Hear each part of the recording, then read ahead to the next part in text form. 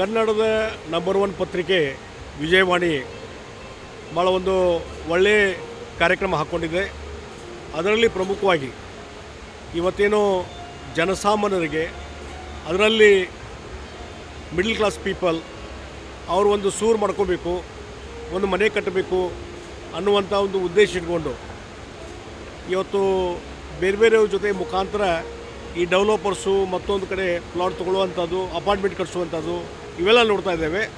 ಅದೇ ಒಂದೇ ಸೂರಿನಡಿ ಒಂದೇ ಫೋರಮ್ದೊಳಗೆ ಎಲ್ಲ ಡೆವಲಪರ್ಸು ಯಾವ ರೀತಿ ಇದನ್ನು ಡೆವಲಪ್ಮೆಂಟ್ ಮಾಡ್ತಾರೆ ಸೊಸೈಟಿಗಳನ್ನು, ಲ್ಯಾಂಡ್ಗಳನ್ನು, ಮತ್ತು ಯಾವ ರೀತಿ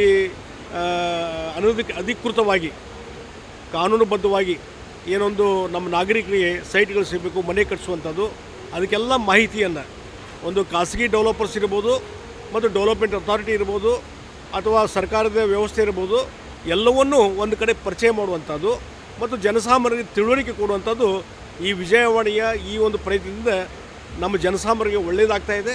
ಸೂರು ಇಲ್ಲದಂಥವರಿಗೆ ಒಂದು ಸೂರು ಕೊಡಲಿಕ್ಕೆ ಒಂದು ಮಾಹಿತಿ ಇದರಿಂದ ಅನುಕೂಲ ಆಗ್ತದೆ. ವಿಜಯವಾಣಿ ಪತ್ರಿಕೆ ಭಾಳ ಒಳ್ಳೆಯ ಕೆಲಸ ಮಾಡ್ತದೆ.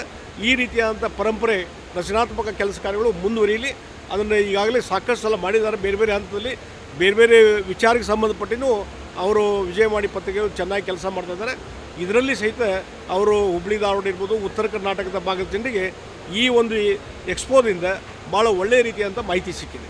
ನೋಡಿ, ಒಂದು ನಾನು ಹೇಳ್ತೀನಿ, ಒಬ್ಬ ಜನಪ್ರತಿನಿಧಿಯಾಗಿ ನಾನು ಹೇಳುವಂಥದ್ದು, ಇವತ್ತು ಎಲ್ಲ ನಗರ ಪಟ್ಟಣಗಳಲ್ಲಿ ಒಂದು ಡಿಸಿಪ್ಲಿನಾಗಿ ಶಿಸ್ತುಬದ್ಧವಾಗಿ ಲೇಔಟ್ಗಳು ಆಗ್ತಾಯಿಲ್ಲ ಮತ್ತು ಜನಸಾಮಾನ್ಯರಿಗೆ, ಬಡವರಿಗೆ, ಮಿಡಲ್ ಕ್ಲಾಸ್ ಪೀಪಲ್ಗೆ ಸೈಟ್ಗಳು ಸಿಗ್ತಾಯಿಲ್ಲ. ಅದಕ್ಕಾಗಿ ಸರ್ಕಾರಗಳು ಡೆವಲಪ್ಮೆಂಟ್ ಅಥಾರಿಟಿ ಮುಖಾಂತರ, ನಗರ ಅಭಿವೃದ್ಧಿ ಪ್ರಾಧಿಕಾರ ಮುಖಾಂತರ ಇವತ್ತು ಜನಸಾಮಾನ್ಯರಿಗೆ ಸೈಟ್ ಕೊಡುವಂಥದ್ದು ಆದರೆ ಈ ಸ್ಲಮ್ ಅನ್ನುವಂಥದ್ದು ನಿಲ್ಲಿಕ್ಕೆ ಸಾಧ್ಯತೆ, ಅನಧಿಕೃತ ಲೇಔಟ್ಗಳು ನಿಲ್ಲಿಕ್ಕೆ ಸಾಧ್ಯತೆ. ಇದಕ್ಕೆ ಸರ್ಕಾರ ಹೆಚ್ಚು ಒತ್ತು ಕೊಡಬೇಕನ್ನುವಂಥ ಒತ್ತಾಯವನ್ನು ಮಾಡ್ತೇವೆ. ಡೆಫಿನೆಟ್ಲಿ ಇದೆಲ್ಲ ಒಂದೇ ವೇದಿಕೆ ಅಡಿಯಲ್ಲಿ ಎಲ್ಲರೂ ಕೂಡಿದೆ. ಈಗ ರೇರಾ ಅನ್ನುವಂಥದ್ದು ಕೇಂದ್ರ ಸರ್ಕಾರ ಕಾನೂನು ತೊಗೊಂಬಂದಿದೆ. ಯಾವ ರೀತಿ ಬಿಲ್ಡಿಂಗ್ ಕಟ್ಟಿಸ್ಬೇಕು, ಯಾವ ರೀತಿ ಕಾನೂನುಬದ್ಧವಾಗಿ ನಡೀಬೇಕು ಮತ್ತು ಕಸ್ಟಮರ್ಸ್ಗೆ ಯಾವ ರೀತಿ ಸೇವೆಯನ್ನು ಕೊಡಬೇಕು, ರೇರಾ ಕಾನೂನಿದೆ. ಹೀಗಾಗಿ ಇಲ್ಲಿ ಒಂದೇ ವೇದಿಕೆಯಲ್ಲಿ ಎಲ್ಲವೂ ಮಾಹಿತಿ ಸಿಗೋದ್ರಿಂದ, ಯಾರು ಡೆವಲಪರ್ಸ್ ಎಲ್ಲೆಲ್ಲಿ ಪ್ರೊಜೆಕ್ಟ್ ಮಾಡಿದ್ದಾರೆ ಅನ್ನುವಂಥ ಮಾಹಿತಿ ಸಿಗೋದ್ರಿಂದ ಅದು ಅವ್ರಿಗೆ ಚಾಯ್ಸ್ ಬಿಟ್ಟಂಥದ್ದು. ರೇಟು, ಮತ್ತೊಂದು ಸೈಟು, ಮಹತ್ವ ಇವೆಲ್ಲ ಕಸ್ಟಮರ್ಸ್ಗೆ ಒಂದೇ ವೇದಿಕೆ ಅಡಿಯಲ್ಲಿ ಇದೆಲ್ಲ ಮಾಹಿತಿ ಸಿಗಲಿಕ್ಕೆ ಸಾಧ್ಯ. ಇದು ಒಳ್ಳೆಯ ಪ್ರಯತ್ನ.